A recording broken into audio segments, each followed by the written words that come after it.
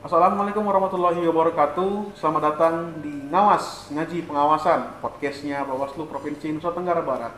Di sini kita akan membahas segala hal berkaitan dengan proses penyelenggaraan pemilihan umum dan penyelenggaraan pemilihan kepala daerah. Menjaga marwah demokrasi sudah merupakan kewajiban yang dimiliki oleh Badan Pengawas Pemilihan Umum sebagai lembaga negara. Bawaslu Provinsi NTB sebagai unit kerja vertikal dari Bawaslu RI tentu punya tantangan tersendiri dalam menjalankan pola hubungan dan tata kerja dengan lembaga vertikal di bawahnya seperti Panwaslu tingkat kabupaten kota, Bawaslu tingkat kabupaten kota, Panwaslu kecamatan, kelurahan hingga pengawas TPS. Nah, di tengah-tengah kita sudah hadir Bapak Koordinator Divisi Sumber Daya Manusia dan Organisasi Bawaslu Provinsi Nusa Tenggara Barat, Bapak Itratif SDNT. Selamat siang Pak. Selamat siang. Sehat Pak? Saya alhamdulillah sehat ya. Alhamdulillah. Jadi Pak, ini kita akan bahas terkait dengan integritas yang dimiliki oleh penyelenggara Iya. di tingkatan dari provinsi sampai ke tingkat pengawas TPS. Oke Pak, berkaitan dengan integritas itu, kira-kira Pak, apa sih prinsip yang harus dimiliki oleh para penyelenggara pemilu Pak dalam menjalankan tugasnya?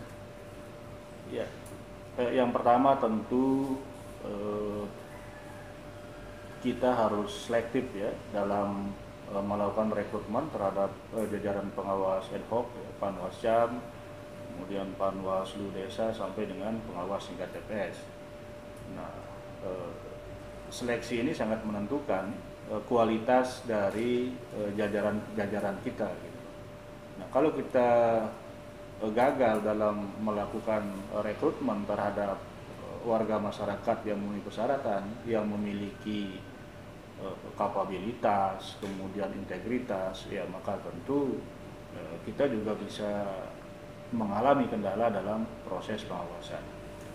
Nah, yang kedua, pasca kita melakukan rekrutmen terhadap penyelenggara kita di jajaran Panwaslu ad hoc ini, yang kita lakukan itu adalah melakukan pembinaan teknis terkait dengan pengetahuan yang harus mereka miliki, ya, skill yang harus mereka miliki dalam menjalankan tugas sehari-harinya.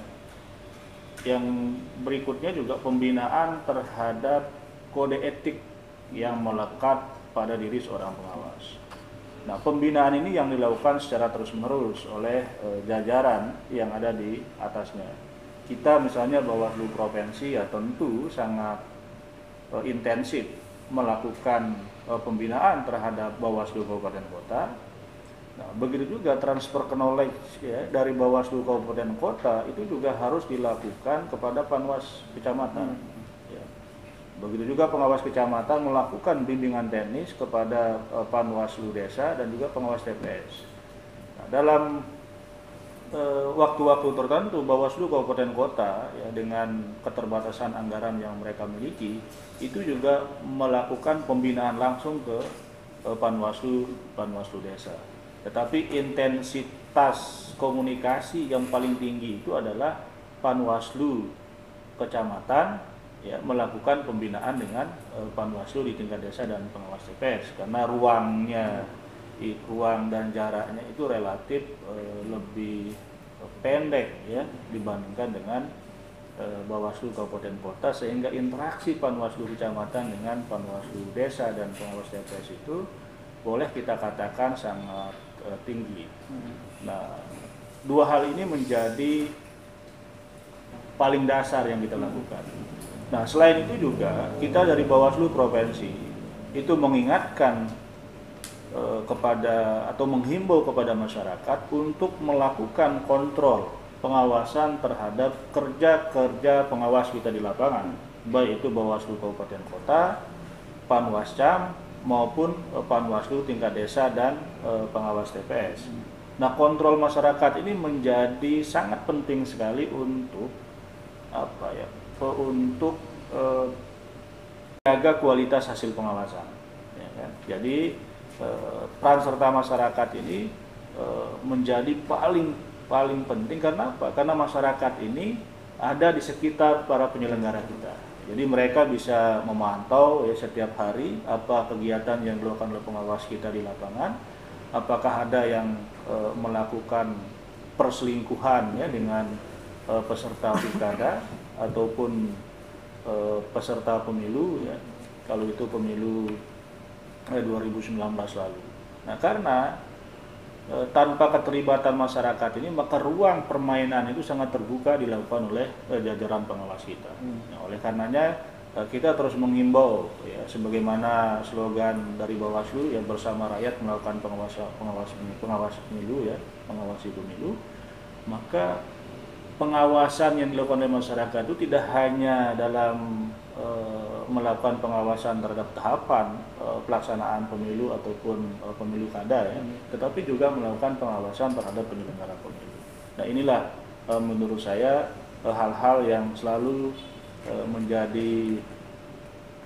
menjadi fokus kita ya, sehingga pengawas kita itu betul-betul bisa menjalankan tugasnya secara baik dan berintegritas. Nah, salah satu indikator yang bisa kita lihat misalnya untuk menilai apakah banyak pelanggaran yang dilakukan oleh jajaran kita di bawah dengan jumlah aduan di DKPP ya. Atau misalnya pemberhentian langsung yang dilakukan oleh Panwascam terhadap pengawas TPS misalnya atau Panwas Desa.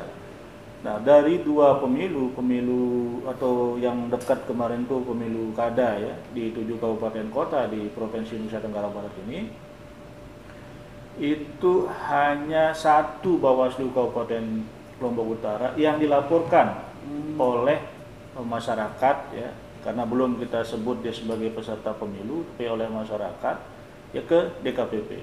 Nah, dan berdasarkan hasil sidang DKPP, Bawaslu Kabupaten Lombok Utara itu direhabilitasi karena tidak ditemukan ada pelanggaran kode etik yang dilakukan oleh Bawaslu Lombok Utara.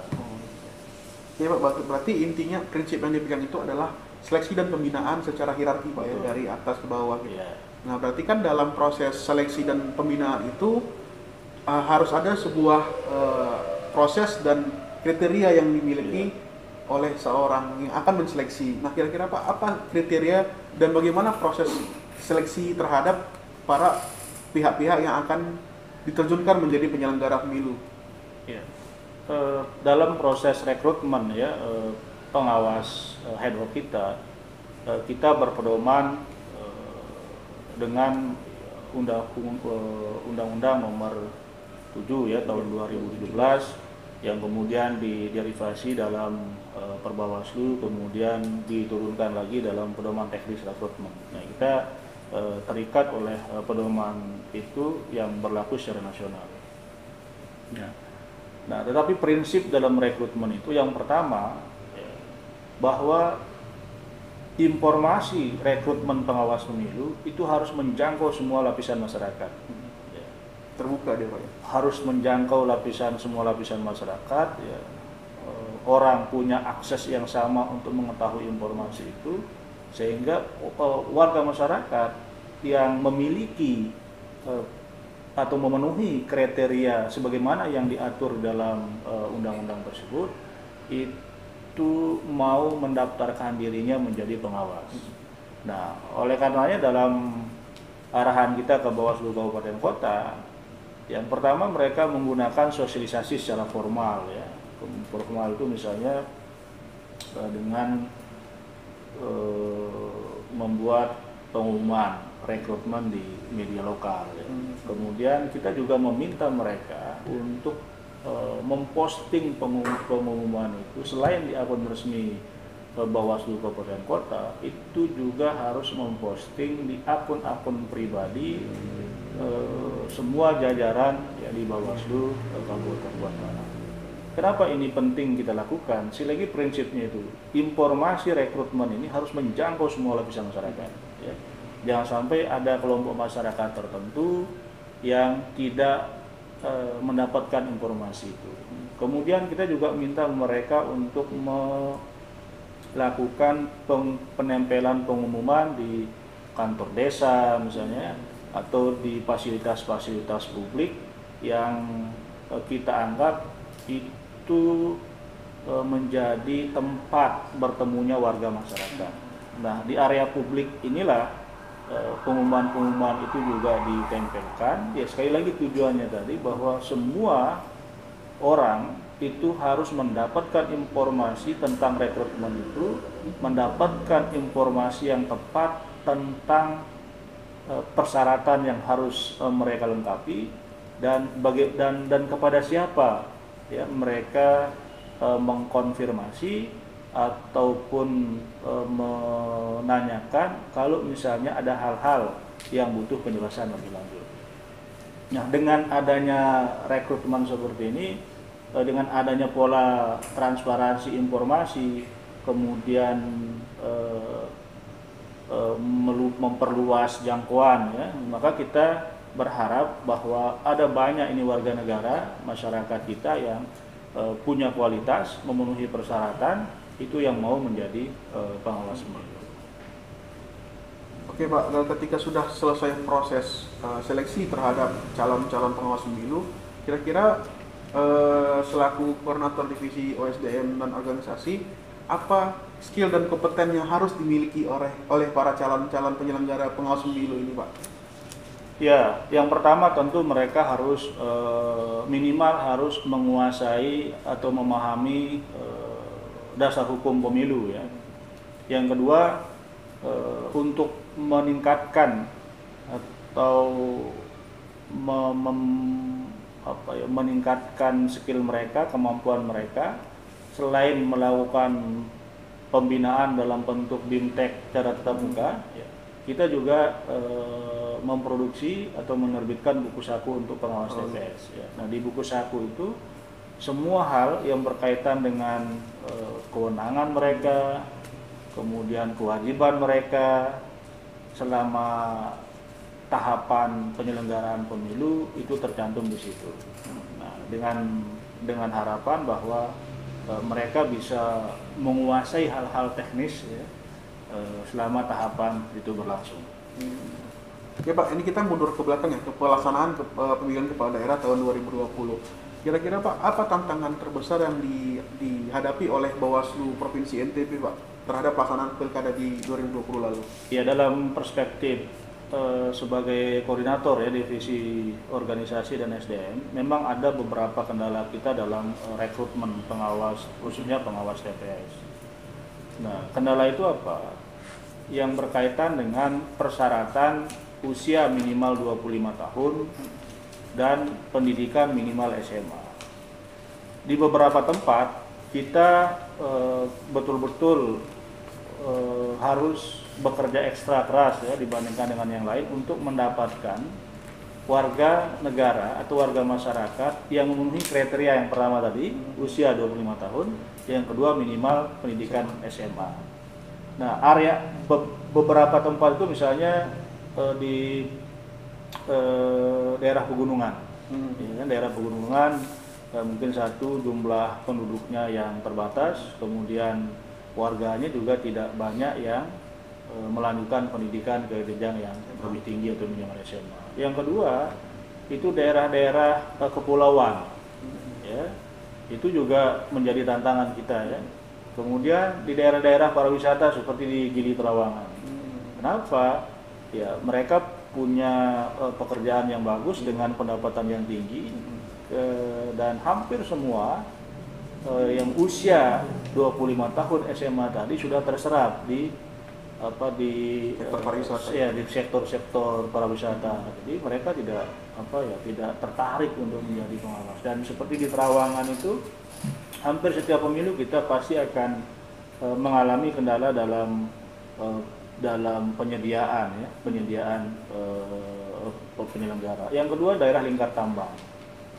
Nah, daerah lingkar tambang ini juga hampir sama dengan daerah pariwisata karena di situ aktivitas atau sebagai sentra ekonomi tinggi ya dengan pekerjaan yang cukup variatif dan menjanjikan dari segi income. Nah, itu juga menyebab kita agak kesulitan untuk mendapatkan warga masyarakat yang memenuhi syarat tadi.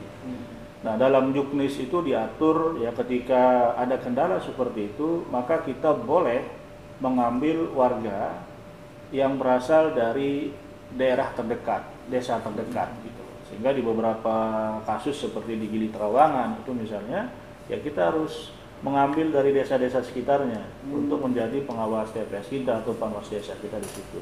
Begitu juga di daerah-daerah lingkar tambang gitu. Nah, ini menjadi catatan tersendiri kita, dan kita juga sudah merekomendasikan hal ini di setiap pertemuan-pertemuan kita secara nasional ya. Dan ternyata kendala ini juga menjadi kendala di hampir semua provinsi yang ada. Berarti permasalahan yang paling besar itu terkait dengan kondisi geografis dan sosioekonomi, Ya, Pak ya. betul. Oke Pak, masih berkaitan dengan proses pilkada di 2020, kira-kira Pak, apa sih, ada nggak sebuah kisah atau cerita yang menarik yang terjadi atau pengalaman Bapak secara pribadi terkait dengan proses di pilkada 2020 lalu? Ya, saya kira sebagai sebagai Kordip ya, khususnya yang SDM itu ya kisahnya tadi ya, kita harus melakukan satu misalnya perpanjangan pendaftaran di beberapa tempat yang tidak ada pendaftarnya ya. Kemudian kita juga meminta jajaran kita di kabupaten kota, kecamatan dan panwaslu desa untuk lebih aktif door to door ya, mendatangi rumah-rumah warga yang dianggap tidak partisan ya, tidak berpartai politik. Kemudian kita anggap yang bersangkutan memenuhi kriteria. Nah, saya kira itu menurut saya hal-hal menarik bahwa untuk mensukseskan ya, gelaran pemilu atau pemilu kada di 2020 kemarin itu diawali oleh kerja-kerja nyata ya, kerja-kerja keras jajaran penyelenggara untuk mendapatkan orang-orang terbaik ya sebagai pengawas pemilu. Nah, ini yang menurut saya harus mendapatkan ruang apresiasi ya bagi semua pihak, bahwa kesuksesan pilkada itu ditentukan oleh kualitas ya, pengawas yang secara intens melakukan pengawasan itu. Dan kita sebenarnya berharap di revisi undang-undang pilkada atau undang-undang 7 tahun 2017, karena itu kodifikasi ya, kodifikasi undang-undang, kita berharap ada pembahasan terkait dengan persyaratan tadi. Tapi ternyata dalam perkembangannya ya, dengan dinamika politik yang cukup tinggi, akhirnya pembahasan revisi Undang-Undang 7 tahun 2017 itu tidak dilanjutkan. Tetapi saya kira ini juga menjadi tantangan bagi kita ketika sejak awal kita sudah bisa menemukan permasalahan dalam setiap rekrutmennya, maka sejak dini kita harus melakukan kerja-kerja nyata tadi ya, untuk mengintensifkan sosialisasi kepada masyarakat. Jadi kita tidak berharap nama Bawaslu ini hanya dikenal menjelang atau pada saat pemilu atau pilkada. Tetapi kita berharap bahwa popularitas Bawaslu ini terus meningkat ya, meskipun sedang tidak ada tahapan pemilu atau pilkada. Berarti salah satu yang menarik itu adalah ketika Bapak terjun langsung ke masyarakat untuk mengawasi proses demokrasi itu ya. Kira-kira Pak, menurut Bapak demokrasi yang berintegritas itu seperti apa Pak? Ya, demokrasi yang berintegritas dalam beberapa kajian ya, oleh para pakar politik itu ya tentu di demokrasi tanpa politik uang, saya kira ya. Nah, politik uang itu menjangkiti banyak pihak gitu. Misalnya pemilih, ya kita banyak mendengar bahwa pemilih kita itu banyak sekali yang terpapar politik uang, ya, dan keluhan-keluhan ini selain temuan teman-teman kita di lapangan atau jajaran di lapangan, itu juga menjadi keluhan para peserta. Ya, tetapi karena masyarakat juga banyak yang tidak berani melaporkan atau mau menjadi saksi ketika ada transaksi itu terjadi, ya maka dia seperti bau, tetapi tidak bisa kita buktikan gitu. Ya, itu satu. Yang kedua, saya kira juga harus ada kesadaran dari partai politik, karena partai politik ini merupakan instrumen penting ya dalam demokrasi, karena mereka lah yang melakukan seleksi terhadap siapa yang akan menjadi calon di pilkada atau peserta pemilu dan juga peserta pilkada. Nah, ya kita berharap ya partai politik kita terus melakukan perbaikan-perbaikan ya, dalam proses rekrutmen itu ya, sehingga tidak ada lagi persepsi yang muncul di publik gitu. Semuanya serba transaksional. Ya meskipun terus terang sampai hari ini kita belum mendapatkan laporan gitu ya, atau ada ada jual beli dalam proses itu. Tetapi ya saya kira ini tantangan buat kita semua. Terkait dengan salah satu upaya untuk mencegah politik uang adalah dengan memiliki para personel pengawas yang berintegritas. Nah, kira-kira apa upaya untuk menegakkan integritas baik yang dilakukan oleh penyelenggara maupun oleh masyarakat? Ya, penyelenggara yang pertama ya, kita tidak boleh berinteraksi, bertemu ya secara langsung ya di luar kepentingan kita dalam mensosialisasikan tugas dan kewenangan kita, karena itu rentan terjadi terjadi transaksi tadi gitu. Ya, jadi ya itu tadi kita berusaha untuk menjaga diri, tidak mendatangi peserta pemilu atau peserta pilkada misalnya, dan sekali lagi peran masyarakat dalam mengawasi kita itu sangat besar gitu.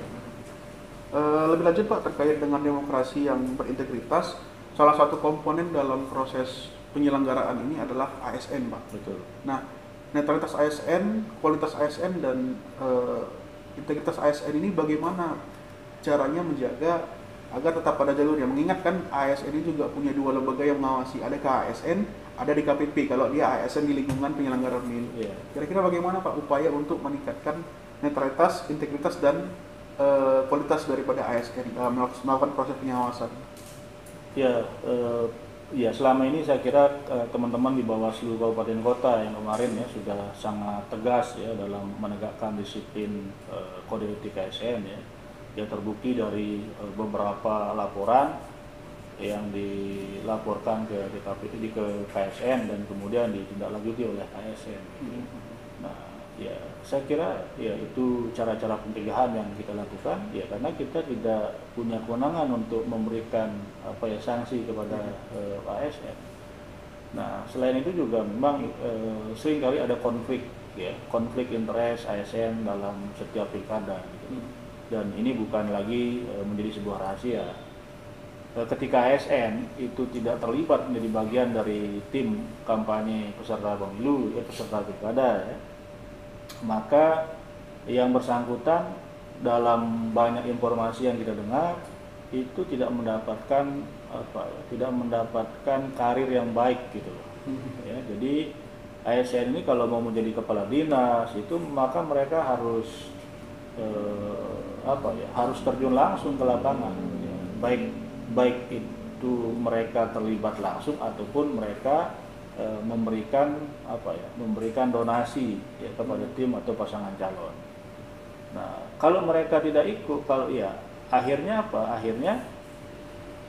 kalau misalnya calon yang mereka dukung menang ya mereka dapat posisi yang bagus. Kalau calon yang didukung kalah ya mereka akan dinonjolkan dan seterusnya. Ini kan ya fakta-fakta yang sering kita baca ya, atau yang sering kita lihat hampir di setiap momen pilkada gitu. Tiba-tiba ada mutasi dalam jumlah besar, ada kepala dinas yang dinonjolkan gitu ya.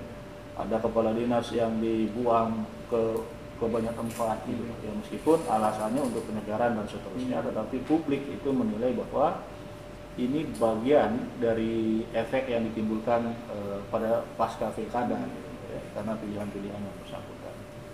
Nah, tapi saya kira ya ASN kalau secara pribadi itu berpendapat kalau memang ASN itu ingin maju sebagai peserta pilkada, maka kita dorong mereka untuk berhenti jauh-jauh hari sebelum itu. Gitu. Karena apa? Ya karena mereka punya waktu luang untuk menselesaikan diri, kemudian tidak tidak dalam bayang-bayang pengawas pemilu gitu ya. Yang ketiga ya tadi ya mereka bisa fokus untuk melakukan lobby ke partai politik atau ke ke kekuatan-kekuatan politik yang lain gitu. Ya tapi aturannya itu bahwa ASN ini mundur pasca setelah ditetapkan sebagai calon, ya tentu kita sebagai pengawas pemilu itu ya tetap menjalankan fungsi pengawasan kita dalam melakukan pencegahan. Oke Pak, terkait dengan rencana penyatuan pilkada dan pemilihan umum pada tahun 2024 nih Pak, kira-kira apa menurut Bapak yang menjadi tantangan terbesar ketika dilakukan penyatuan daripada dua pemilihan tadi Pak? Ya, yang saya kira stamina kita ya. Ya, stamina kita sebagai pengawas pemilu. Kenapa? Karena ya tidak bisa kita hindarkan, pasti ada tahapan itu yang dilaksanakan secara berbarengan. Nah, bisa dibayangkan kalau misalnya stamina kita tidak kuat kan gitu, nah itu kan bisa mengganggu tahapan. Jadi saya kira ya stamina ini yang harus kuat. Yang kedua itu juga tadi kita memang harus memilih orang-orang yang terbaik karena ada banyak kepentingan pasti yang akan menggoda, mengganggu mereka ya. Kalau kita tidak mendapatkan orang-orang terbaik ya akan mudah tergelincir oleh godaan-godaan sesat para pemain-pemain. Apalagi di 2024 itu ada pemilu, ada pilkada yang semakin banyak nih pesertanya nih Pak. Betul. Ada dari kepala daerah dan ada dari legislatif juga kan. Oke Pak, terakhir Pak, penutup, apa pesan dari Bapak untuk yang bisa Bapak sampaikan untuk mewujudkan pemilihan umum yang jujur, adil dan berintegritas? Ya, saya kira ini kerja semua pihak ya, kerja pemilih, masyarakat, kerja pemerintah daerah untuk terus menjalankan fungsi-fungsi edukasinya kepada masyarakat, kerja partai politik ya untuk melakukan pendidikan politik kepada masyarakat ya, sehingga masyarakat memahami apa yang menjadi hak dan kewajiban mereka, dan tentu juga kita sebagai penyelenggara pemilu gitu ya, terus meningkatkan kualitas pengetahuan kita, kemudian menjaga, sekali lagi mempertahankan, menjaga integritas kita sehingga tidak mudah goyah oleh kepentingan-kepentingan politik yang mungkin mau meminjam tangan kita untuk mencapai apa yang mereka inginkan. Oke, tadi adalah pertanyaan terakhir yang bisa kita sampaikan kepada Bapak Kordip. Saya pikir sudah cukup jelas ya pemaparan yang disampaikan oleh Pak Kordip tadi terkait dengan integritas dan kualitas yang dimiliki dan harus dimiliki oleh para penyelenggara. Baik, itu saja akhir dari acara kita pada hari ini. Mudah-mudahan kita dapat bertemu lagi dalam acara ngawas selanjutnya. Saya ucapkan terima kasih sebelumnya kepada Bapak Kordip. Mudah-mudahan kita dipertemukan lagi dalam acara ngawas selanjutnya bersama dengan narasumber-narasumber lainnya di kesempatan lain. Demikian, wabillahi taufiq wal hidayah. Wassalamualaikum warahmatullahi wabarakatuh.